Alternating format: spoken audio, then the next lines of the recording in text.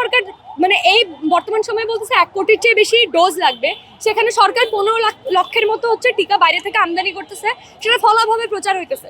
তাহলে এই বিশাল পরিমাণ যে ঘাটতি, এটা আসলে কিভাবে মিটিগেট করবে?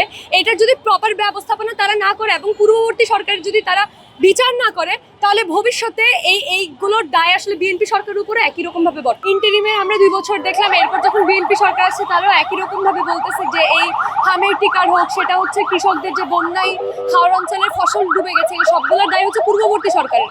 একই রকম ভাবে আমরা দেখি যখনই সরকার বদলায়, ওই সরকার বদলের সাথে সাথে আসলে আগের সরকারের যা দায় সেই জিনিসগুলো পরবর্তী সরকার সেটার বিচার মানে দায় না নেই, কিন্তু সেটার যে বিচার করে সেই জিনিসটা করে না। আমরা দেখছি ইন্টারিম পিরিয়ডের যে স্বাস্থ্যমন্ত্রী ছিল, সেই নূরজাহান বেগমের কোনো মানে জনস্বাস্থ্যের অবস্থা এত দুর্বিষহ করে গেছে যে তারা টিকার দরপত্রের ওই জিনিসটা পরিবর্তন করতে গিয়ে তারা গত 1 বছরে কোনো ধরনের টিকা আমদানি করে নাই, যার কারণে এখন প্রায় হাসপাতালে 1500-এর চেয়ে বেশি শিশু, নবজাতক শিশুরা এখন হাসপাতালে, মানে 6 মাস বয়স থেকে 59 মাস পর্যন্ত যে টিকাগুলো দিতে হয়, হাম রোবেলা সহ বিভিন্ন রোগের টিকা, এই টিকাগুলো হচ্ছে সরকার পৌঁছায় নাই শিশুদের কাছে, যার কারণে এখন যেই মানে শিশুদের যারা পিতামাতা মানে যাদের বাসায় হচ্ছে 3-4 বছরের ছোট বাচ্চা আছে, প্রায় 1 কোটির চেয়ে বেশি শিশু এই টিকার আওতাভুক্ত হওয়ার কথা এই রিসেন্ট জরিপ অনুযায়ী।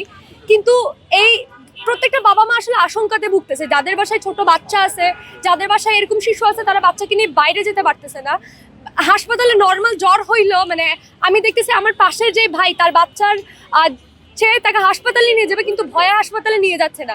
সংসদে একটা সার্কাস চলতেছে, যা একদল বলে তারা বাংলাদেশপন্থী রাজনীতি করে, আরেক দল বলে তারা জাতীয়তাবাদী রাজনীতি করে, কিন্তু যখন আমেরিকা কিংবা ভারতের সাথে দেশ বিক্রি করে দেওয়ার চুক্তি, তখন তারা আসলে আওয়ামী লীগের চেয়ে কোনোভাবে পিছিয়ে নেয়। আওয়ামী লীগ হচ্ছে ভারতের কাছে বিভিন্ন অসম চুক্তির মাধ্যমে দেশ বিক্রি করে দিছিল। একই রকম ভাবে ক্ষমতায় আসার জন্য এবং ক্ষমতার ভাগাভাগির ক্ষেত্রে জামাত এবং বিএনপি যৌথভাবে কিন্তু দুইজনের সম্মতিক্রমে, মানে মূলধারার যে রাজনৈতিক দলগুলো আছে, ধনীদের যে রাজনৈতিক দল, তারা কিন্তু সর্বসম্মতভাবে এই চুক্তি, যখন ইন্টারিম পিরিয়ডের নির্বাচনের 3 দিন আগে এই চুক্তি করা হয়, তখন বিএনপি জামাত সবাইকে কিন্তু জানানো হয়েছিল এবং তারা তাদের সম্মতিতে এই চুক্তি সম্পাদিত হয়েছে, যেটা আমরা পরবর্তী দেখতেছি যে জাতীয়তাবাদী আমাদের যে ভাইরা বা যে নেতারা জাতীয় সংসদে বসে আছে, তারা জাতীয় স্বার্থের ব্যাপারে চুপ, এই জায়গায় তাদের জাতীয়তাবাদ নাই। কিন্তু যখন পাহাড়ের আদিবাসীদেরকে নিপীড়ন করতে হয়, তখন তাদের জাতীয়তাবাদ জাগ্রত হয়। যখন ভারতীয় আধিপত্যবাদী যে চুক্তিগুলো বাতিল করার কথা অথবা সামনে প্রকাশ করার কথা, অথবা আমেরিকার সাথে এই অসম চুক্তি বাস্তবায়নের বিরোধিতা করে, এই ক্ষেত্রে কিন্তু তাদের জাতীয়তাবাদ কাজ করে না। এই জুলাই অভ্যুত্থানের পর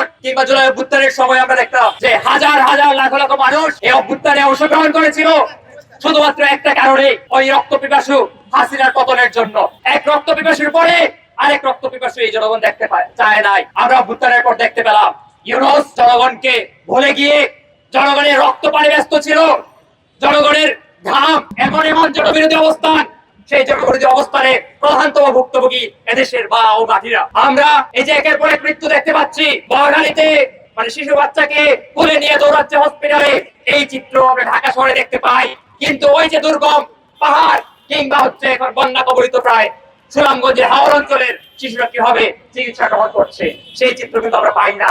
ওখানে কোনো মেডিকেল ট্রিটমেন্ট যায় না, ওইখানে কোনো অ্যাম্বুলেন্স নাই। ফলে এই যে 300 মৃত্যু, এই 300 মৃত্যুর বহুগুণ মৃত্যু আসলে এই দেশে হচ্ছে। আমরা সরকারের কাছে দাবি জানাই, এই মৃত্যুর বিচার আসলে করতেই হবে আপনাদেরকে।